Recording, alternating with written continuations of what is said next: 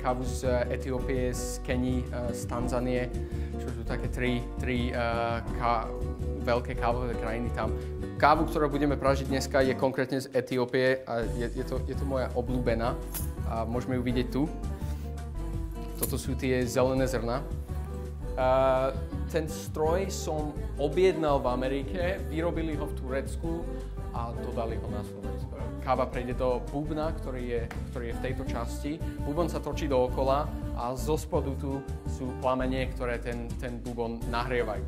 Keď to praženie budeme sledovať, vpredu máme jedno okienko a aj jednu takúto naberačku, kde môžeme počas praženia tu otočíme, vybereme a môžeme pozerať na tú kávu, v akom je štádiu, aj cez to okno.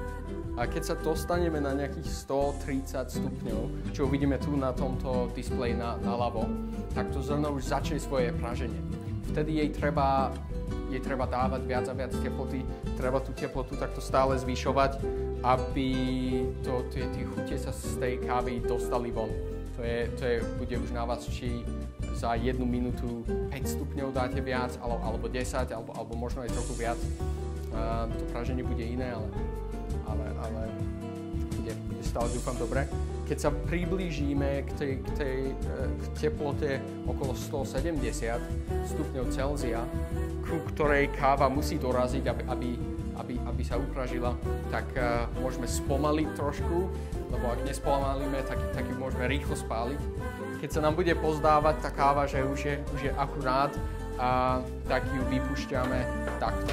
A tá káva potom vypadne sem